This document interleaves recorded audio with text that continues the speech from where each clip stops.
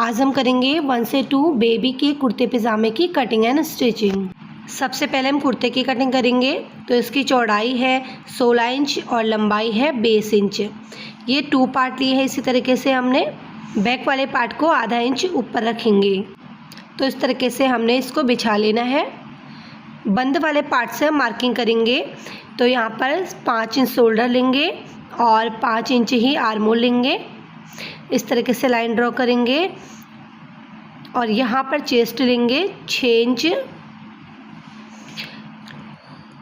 अब चेस्ट से कमर की दूरी लेंगे 4 इंच और हिप की लेंगे 8 इंच। अब यहाँ पर कमर का निशान लगाएंगे।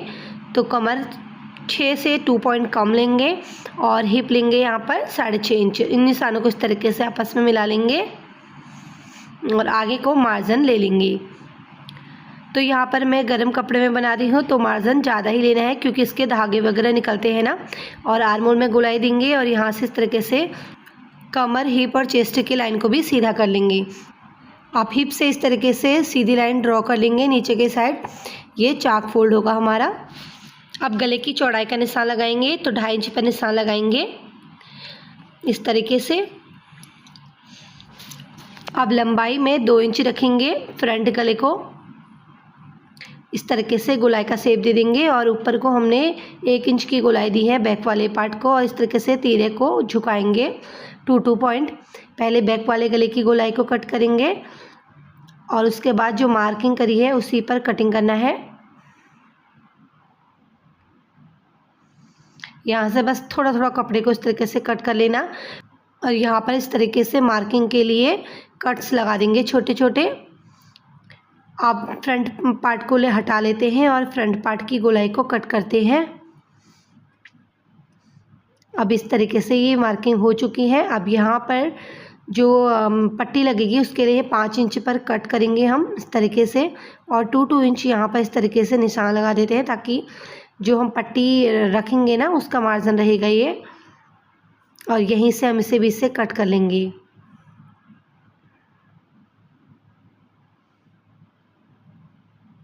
अब इसे इस तरीके से खोलेंगे और दोनों किनारों से इस तरीके से छोटे छोटे कट्स लगा देंगे। इससे इजी हो जाता है। अब इसको इस तरीके से पलट लेंगे उसके ऊपर से और हाथों की मदद से इस तरीके से प्रेस कर देंगे, ताकि निशान दोनों साइड से लग जाए। स्टिचिंग करते समय आसानी रहेगी। और इन निशानों को डार्क कर लेंगे। अगर आपको ये वीडियो समझ में आ रही हो तो वीडियो को प्लीज़ लाइक कर देना। अब हमने यहाँ पर एक कपड़ा ले लिया है। इसकी चौड़ाई जो है 4.5 इंच रखी है और लंबाई हम ना उसके अकॉर्डिंग रखेंगे, कॉलर के अकॉर्डिंग रखेंगे। बाद में से कॉलर बनाएंगे। तो चलिए अब इसकी आस्तीन की कटिंग कर लेते हैं। तो इसके लिए भी 4 लेयर में हमने कपड़ा बिछा लिया है। लंबाई 10 इंच रखेंगे और इस तरीके से 1.5 इंच हम अंदर के साइड को जाएंगे। बच्चों में 1.5 इंच ही जाएंगे और यहाँ पर 6 इंच पर इस तरीके से निशान लगा लेंगे। बस आस्तीन का शेप दे देंगे इस तरीके से। और यहाँ पर मोहरी ले लेंगे 4.5 इंच और इस निशान को इस तरीके से मिलाते हुए बस कटिंग कर लेना है। हम मोहरी इसमें आगे से फोल्ड नहीं करेंगे, किनारे वाला पार्ट है तो मार्जिन हमने इसलिए नहीं लिया है।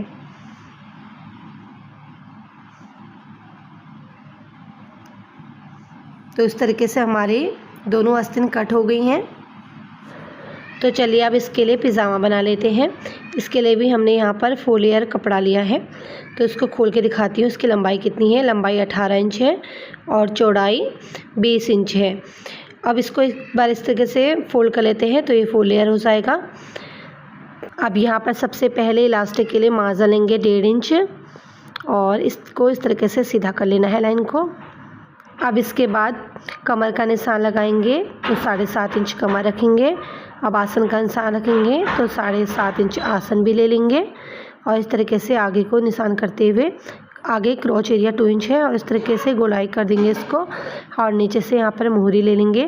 पहले जो नीचे का पार्ट है ना इसे बराबर कर लेते हैं। अब मोहरी ले लेंगे यहाँ पर 6.5 इंच और इसको इस तरीके से मिला लेंगे क्रॉच एरिया से। बस सिंपल है। इसी तरीके से कटिंग करना है हमने। नीचे से हम फोल्ड करने के लिए भी हमने मार्जिन लिया है, वो बाद में फोल्ड हो जाएगा। और इस तरीके से इसकी कटिंग कर देनी है।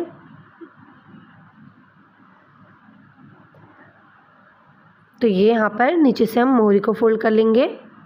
इसमें हम इलास्टिक डालेंगे, इसीलिए हमने जो है चौड़ाई इसकी ज़्यादा ली है। अब हम इसको इस तरीके से खोलेंगे और दोनों साइड से आसन को स्टिच कर लेना है। पहले इस निशान को सीधा कर लेते हैं ताकि इक्वल हमारा फोल्ड हो सके। तो दोनों साइड के आसन को स्टिच कर लेते हैं फटाफट से। आसन में ना हमेशा 2 बार स्टिच चलाएं। मैं एक बार पहले उल्टी तरफ से इसको सिल रही हूँ और उसके पलटने के बाद हम दूसरी साइड से इसको सिलेंगे ताकि जो है ना हमारे धागे वगैरह नहीं निकले। तो अब इसके जो है ऊपर से नेफा फोल्ड कर लेते हैं। एक बार इस तरीके से फोल्ड किया और जो मार्जिन लिया था उसी के ऊपर से इस तरीके से रखते हुए पूरे राउंड पर सिलाई करनी है। थोड़ा सा स्पेस छोड़ना है इलास्टिक पास करने के लिए। तो लास्ट में अब नीचे से हम मोहरी को भी फोल्ड कर लेंगे। इसमें हम इलास्टिक डालेंगे, इसे भी इलास्टिक के अकॉर्डिंग हम फोल्ड कर लेते हैं। अब पिन की मदद से इसमें इलास्टिक को पास करेंगे।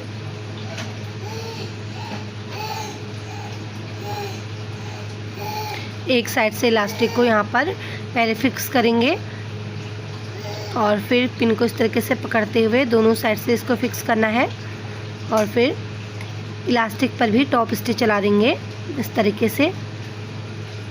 दोनों मोहरी हमने इसी तरीके से तैयार करनी है। अब जो है इसकी आसन को भी स्टिच कर लेंगे।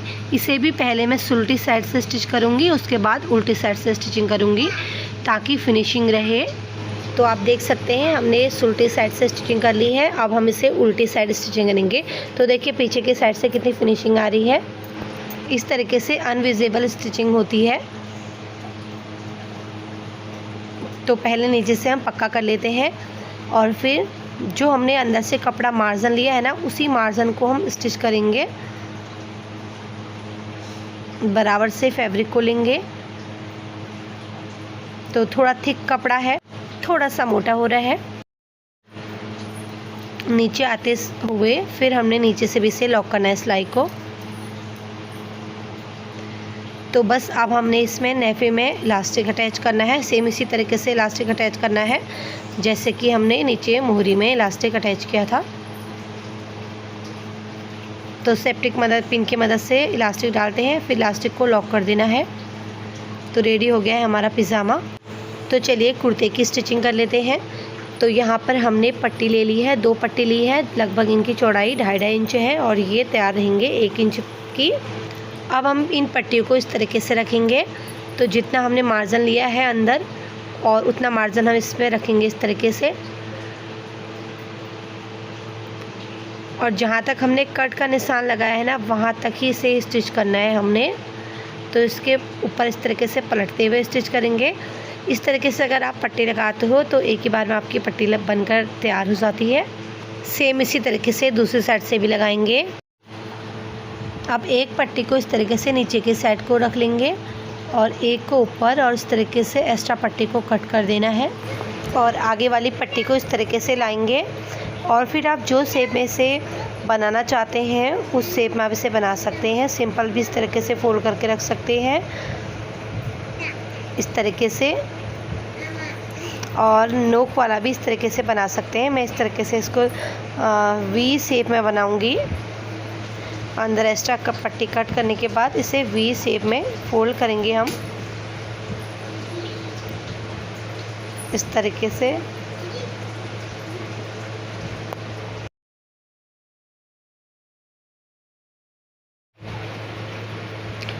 तो इस तरीके से हमने इसे बना लिया है। ऊपर से बराबर कर लेंगे। अब यहाँ पर से बैक वाला पीस ले लेते हैं हम और उसको दोनों साइड उल्टी साइड रखेंगे और इसको हम स्टिच कर देंगे इसके शोल्डर को। शोल्डर पर भी आपने 2 बार स्टिच चलानी है ताकि शोल्डर पक्के रहे।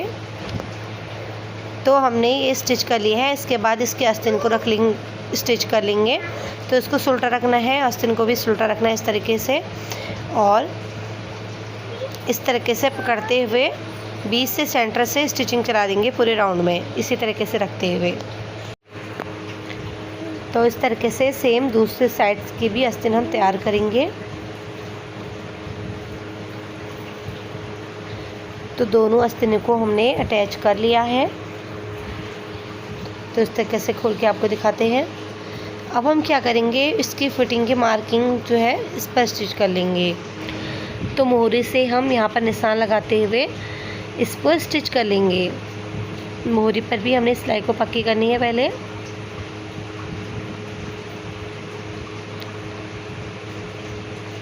और हिप पर आते वक्त भी हमने लॉक करनी है सिलाई को। और इस तरीके से नीचे नेफा भी हम फोल्ड कर लेंगे इसका, चाक जो है, और नीचे से इस तरीके से फोल्ड कर लेंगे।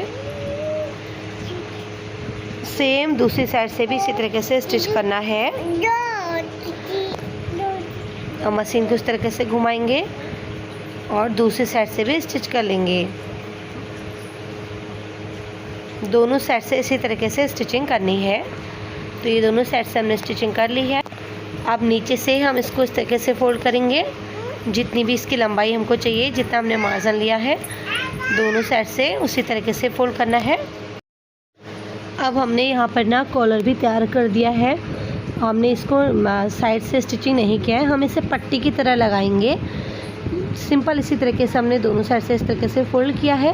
जैसे हमने पट्टी लगाई थी उसी तरीके से हमें इसे स्टिच करना है। पहले यहाँ पर इस तरीके से थोड़ा किनारे पर हम स्टिच कर लेंगे और उसके बाद उसको अंदर की तरफ करते हुए ये हमने नेक लाइन वाला पार्ट इस तरीके से डालना है, जितना हमने मार्जिन लिया है उसके अकॉर्डिंग। तो बराबर से मार्जिन को लेते हुए ही स्टिच करना है हमने। पूरी कॉलर पट्टी को हम इसी तरीके से अटैच करेंगे। एंड में भी हमने कपड़े को इस तरीके से फोल्ड करना है और स्टिचिंग कर लेना है। तो ये बिना बुकरम और बिना पेस्टिंग पेपर के हमने नेक बनाया है, क्योंकि बच्चों में इस तरीके से कंफर्टेबल रहता है, नहीं तो थोड़ा टाइट हो जाता है। तो ऊपर से भी हम इसमें एक स्टिच चला देते हैं ताकि कपड़ा सेट रहे। तो कॉलर भी लग चुका है। अब हम इसमें बटन लगाएंगे, ऊपर काज बनेंगे और नीचे से बटन लगेंगे। तो हमारी कुर्ता बनके रेडी हो गया है। अगर आपको वीडियो समझ में आई हो तो वीडियो को लाइक कर देना। Thank you for watching. मिलते हैं नेक्स्ट वीडियो में, तब तक के लिए बाय बाय।